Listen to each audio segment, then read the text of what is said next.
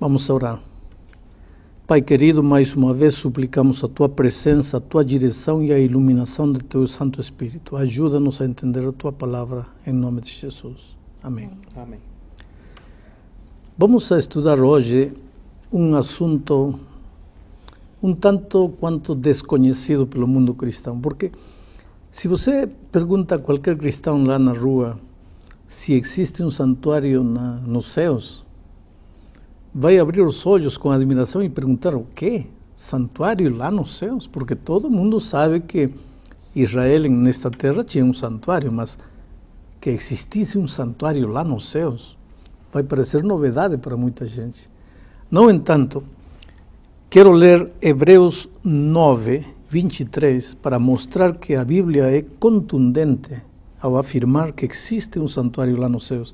Diz assim: era necessário, portanto, que as figuras das coisas que se acham nos céus, versículo 24, porque Cristo não entrou em santuário feito por mãos, figura do verdadeiro, porém no mesmo céu, para comparecer agora por nós diante de Deus.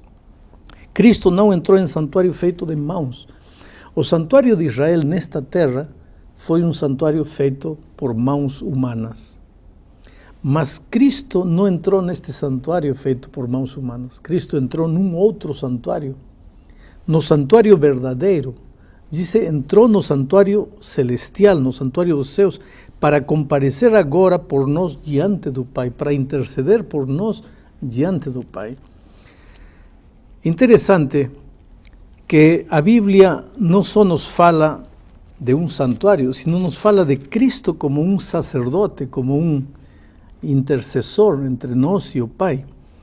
No mesmo livro de Hebreus, capítulo 7, versículo 26, diz assim: com efeito, nos convinha um sumo sacerdote como este, santo, inculpável, sem mácula, separado dos pecadores e feito mais alto do que os céus. Quer dizer, os sacerdotes de Israel, eles todos os dias tinham que oferecer sacrifício, primeiro por seus pecados, porque eram seres pecadores humanos, e depois ofereciam sacrifício pelos pecados das outras pessoas. Cristo não. Cristo não tinha pecado em si, portanto, ele é um sacerdote perfeito, sem culpa, sem mácula, e ele, como sacerdote nosso, trabalha em nosso favor diante do Pai lá no santuário celestial. Agora, Deus deu a Israel uma ordem, e essa ordem está registrada aqui em Êxodo capítulo 25, versículo 8. A ordem diz: e me farão um santuário para que eu possa habitar no meio deles. Me farão um santuário. Aqui encontramos o primeiro propósito da existência do santuário. Deus é um Deus que quer ter um relacionamento pessoal com seus filhos, com suas criaturas. Deus não quer ser um Deus alheio, distante. Ele quer chegar perto, quer chegar próximo, quer estar em meio das suas criaturas. Queria estar em meio do povo de Israel e por isso disse: far-me-ão um santuário e eu habitarei em meio deles. Agora, de que maneira, de que forma seria esse santuário? No mesmo capítulo 25 de Êxodo, no versículo 40, Deus dá a instrução a Moisés, diz: vê, pois, que tudo faças segundo o modelo que te foi mostrado no monte. Quer dizer, no Monte Sinai, Deus mostrou para Moisés o santuário celestial, aquele santuário que não foi feito com mãos humanas. E deu-lhe a ordem: far-me-ão um santuário nesta terra, mas vão a seguir as instruções que estou te dando, vão a seguir o modelo que estou te mostrando. Então Moisés transmitiu o modelo para os construtores aqui na terra, e os israelitas, pois, prepararam o santuário celestial, onde Deus mostrava seu plano de salvação para o ser humano. E aqui vem o segundo propósito do santuário. Porque o primeiro propósito do santuário é: Deus quer morar entre suas criaturas, entre seus filhos. Por isso, há um santuário.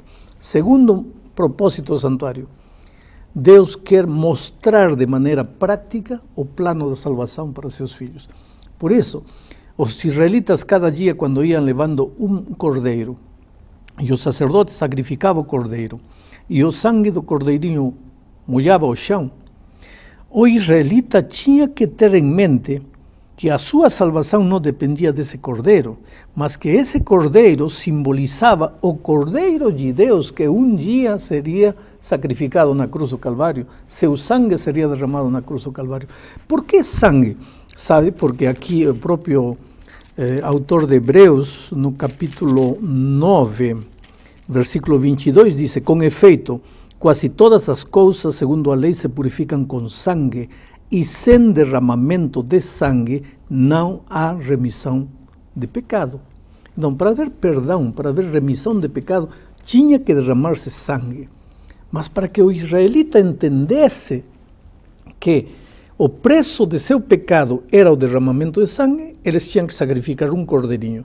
Mas esse cordeirinho era apenas um símbolo do verdadeiro Cordeiro de Deus que um dia derramaria seu sangue. Então, todo o plano de salvação está ilustrado no santuário, nos móveis, na mesa, nos pães, nos candelabros, tudo tem de alguma coisa que ver com a explicação do plano do santuário que Deus quer que nós, como seres humanos, o plano de salvação, que Ele quer que nós entendamos.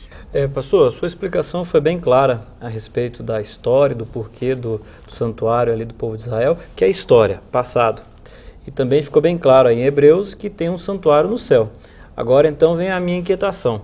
Mas para quê? Por que um santuário no céu? Quando Deus pediu a Israel que construísse um santuário nesta terra, disse: me fará um santuário e eu habitarei. O primeiro propósito, eu enfatizei na introdução, que Deus quer morar entre seus filhos. Agora, tem uma coisa interessante, está registrada aqui no primeiro livro dos Reis, capítulo 8, versículo 26, quando Salomão está dedicando o templo que construiu para Deus, ele diz assim: agora, pois, ó Deus de Israel, cumpra-se a tua palavra que disseste a teu servo Davi, meu pai. E o versículo 27 diz: mas, de fato, habitaria Deus na terra? Eis que os céus, e até o céu dos céus, não te podem conter, quanto menos esta casa que eu edifiquei. Quer dizer, o que Salomão está dizendo aqui é interessante. Veja, Deus não está limitado nem pelo tempo nem pelo espaço, está por cima de tudo isso. Deus é espiritual e eterno. Já a criatura, os seres humanos, os anjos, estamos limitados pelo tempo e pelo espaço, porque somos finitos e somos terrenos carnais. Estamos limitados, aprisionados pelo tempo e pelo espaço. Agora, o que mais Deus quer é se relacionar com seus filhos, se comunicar com seus filhos, manter comunhão com seus filhos. Como um Deus que não está limitado pelo tempo e pelo espaço pode entrar em contato com uma criatura limitada pelo tempo e pelo espaço? Esse ponto de convergência em que Deus sai do tempo sai de fora da dimensão do tempo e do espaço e entra no tempo e no espaço do homem, esse é o santuário. Quer dizer, se você me pergunta por que um santuário nos céus, eu te diria pelos dois motivos do santuário na terra. Primeiro, porque Deus quer habitar entre as criaturas, quer chegar perto das criaturas, e em segundo lugar, porque através do santuário Deus queria ensinar aos seres humanos o plano de salvação. Pastor, mas eu entendi mais ou menos a sua explicação, mas veja bem, deu para entender o motivo da existência do santuário aqui na Terra e o santuário celestial como um motivo pelo qual Deus quer estar próximo da sua criatura, não é? Mas, além disso, o que acontece nesse santuário celestial? O que é feito lá? Bom, o tema é vasto. 20 minutos não daria para explicar tudo isso. Acontece que, se nós lemos o capítulo 9 de Hebreus, vamos ver o que acontece lá nos céus. Vejam, por exemplo, eu leio aqui o versículo 11 e 12, diz assim: quando, porém, veio Cristo como sumo sacerdote dos bens já realizados mediante o maior e mais perfeito tabernáculo, não feito de mãos, quer dizer, não desta criação, está falando de Cristo como sacerdote lá no santuário celestial, não por meio de sangue de bodes e de becerros, mas pelo seu próprio sangue, entrou no Santo dos Santos uma vez por todas, tendo obtido eterna redenção. Quer dizer, nesta terra, o sacerdote, todos os dias, com sangue de cordeiros, com sangue de animais, quando o israelita ia, confessava seus pecados eram transferidos a esse cordeirinho, que era símbolo de Cristo. Cristo é o que paga o preço dos nossos pecados. O sangue era derramado, depois o sacerdote aspergia esse sangue no lugar santíssimo. E uma vez por ano, como veremos no tema do estudo do juízo, o sumo sacerdote entrava no lugar santíssimo para purificar o lugar santíssimo. Bom, tudo isso é reflexo do que acontece nos céus. Quando nós perdoamos, quando nós confessamos nossos pecados a Deus, Ele nos perdoa. Porém, nossos pecados estão nos registros celestiais.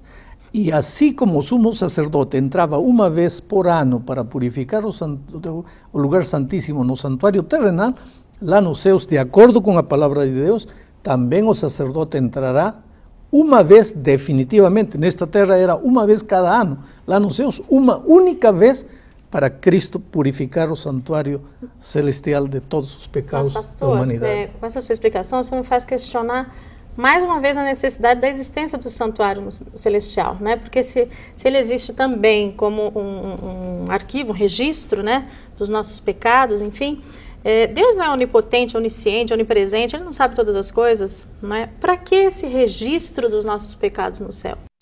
O problema de Deus é que como fazer entender à criatura finita as coisas infinitas? Claro que Deus tem memória, Deus tem uma mente prodigiosa, Deus lembra cada pecado, a que hora, com quem, quando, lembra tudo. Exatamente. Só que o ser humano com sua mente finita, ele precisa saber que há um registro. No livro de Daniel encontramos que se abrem os livros para começar o julgamento. Quando você pensa em livros, aí imediatamente pensa, há um registro. O que Deus quer é que você saiba que seus pecados não foram esquecidos, foram perdoados, mas os registros de seus pecados existem. É isso. Não que Deus precise de livros, de papel, ou de couro, ou de madeira para anotar, porque vai esquecer. Não. Deus está querendo explicar, está querendo adaptar sua sabedoria humana, sua sabedoria divina, seus conceitos divinos, à compreensão frágil, pequena do ser humano. Pastor, vamos ver se eu estou entendendo. Quando o senhor fala em purificar, significa então que está sujo. Tem uma palavra. O que é que suja o santuário? O que suja a vida? O pecado. O pecado. Por que o lugar santíssimo no santuário celestial está sujo? Porque os pecados do ser humano foram transferidos para aí. No momento em que você confessa seu pecado, você está perdoado. Mas o teu pecado está registrado nos céus. E quando Cristo vai aos céus, e Ele agora é teu advogado, teu intercessor, Ele intercede por você diante do Pai e diz assim, Pai, o mar pecou, o mar fez isto, o mar fez aquilo, está registrado aqui, está tudo escrito. Ele merece morrer, mas Ele crê em mim. E porque Ele crê em mim agora, tudo isto fica perdoado, porque eu morri por Ele e Ele aceitou meu sacrifício. Tá bom, mas a Bíblia não fala alguma coisa na relação de, bom, eu peço perdão dos meus pecados são jogados no fundo do mar, como se fosse assim, esqueceu, acabou, e de repente meu pecado está lá no céu. Então, não parece contraditório essa... Não, porque a tua missão termina aqui na terra, a missão de Cristo está lá nos céus. A tua missão aqui, teu trabalho é reconhecer que você é um pecador, arrepender-se e pedir perdão. Agora, deixa o trabalho de Deus lá no céu. Por que você vai querer fazer o trabalho de Deus lá? Você não pode interceder por você lá. Quem tem que interceder por você lá é Cristo. Você aqui tem que reconhecer, tem que pedir perdão e ter a certeza de que Cristo te perdoou porque morreu na cruz. Cristo já fez tudo por você na cruz do Calvário.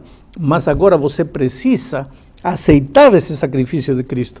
Aqui em 2 aos Coríntios, capítulo 5, versículos 19 e 20, há um texto interessante, diz, a saber que Deus estava em Cristo reconciliando consigo o mundo.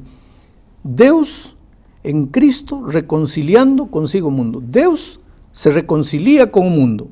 Mas agora no versículo 20, na última parte, diz, em nome de Cristo, pois rogamos que vos reconcilieis com Deus. Há duas coisas. Cristo já fez tudo para reconciliar Deus contigo.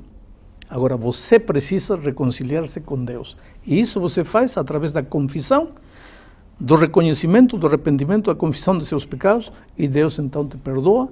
Porém, esse trabalho de intercessão em teu favor, esse trabalho de apresentação de teu nome a Deus, dizendo que você aceitou reconciliar-se com Ele, esse trabalho é feito por Cristo, pastor, lá no Santuário Celestial. Pastor, uma dúvida que agora o senhor me levantou. É o seguinte, o senhor está o tempo todo afirmando que Cristo é o nosso intercessor, então lá temos que confessar os pecados e Cristo está intercedendo por mim diante do Pai.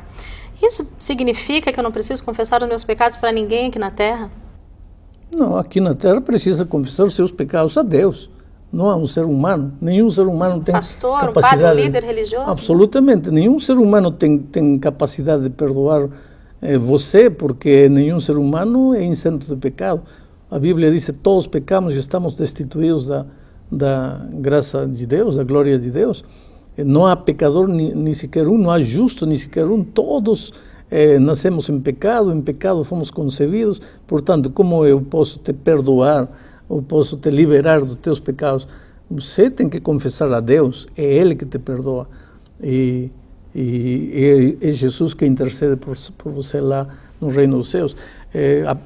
Paulo, escrevendo a Timóteo, disse que só temos um intercessor entre Deus e os homens, é Jesus Cristo, homem, não nenhum ser humano. Agora, pastor, eu confesso meus pecados, né, e Jesus está intercedendo por mim. E agora o meu pecado maculou o santuário, ele está sujo. E quando que esse santuário do céu, então, ele será purificado? Esse é o tema que vamos estudar na lição quando estudemos o tema do juízo.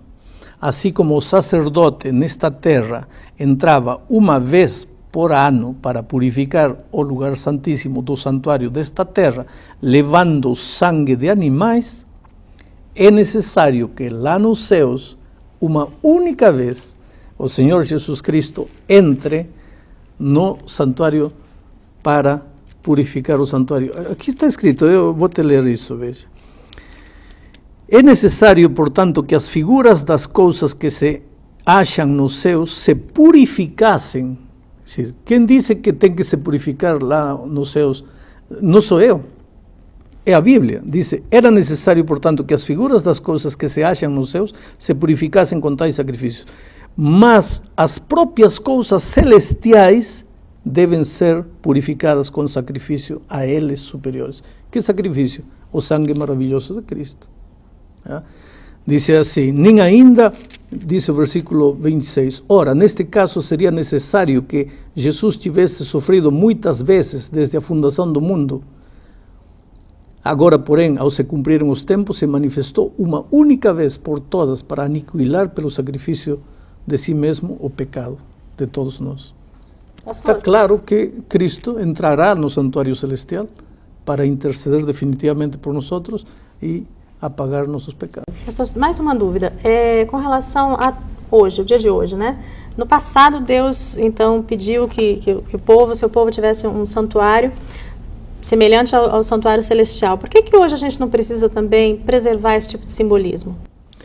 Porque o povo de Israel precisava de um santuário nesta terra, de sacrifícios, de cerimônias, tudo, porque tudo isto simbolizava o Cristo que ia vir. Mas Cristo, para Israel, Cristo ia vir. Para nós, a vinda primeira de Cristo já é um fato histórico. Cristo já veio, já é uma realidade. Portanto, se o Israel estava fazendo tudo isto como sombra daquilo que viria, hoje já veio a realidade, já não precisamos da sombra, já temos a realidade, Cristo no santuário celestial. Já não necessitamos de um sacerdote no santuário da terra, não precisamos cerimonial, só precisamos de um templo para louvar e adorar a Deus. Estamos chegando ao fim deste estudo. Querido, o santuário é a maior prova de que Deus te ama. Cada vez que você se sente triste, carregado de pecado, culpado, vai ao santuário Quer dizer, pensa no santuário, pensa no que Jesus está fazendo por você no santuário, pensa nele como teu advogado, intercedendo por você diante do Pai, dizendo: eu sei que meu filho errou, eu sei que meu filho pecou, mas ele crê em mim, acredita em mim, e eu entreguei minha vida por ele. E olha, quando você fizer isso, vai sentir uma paz enorme no coração. Que Deus te abençoe ricamente.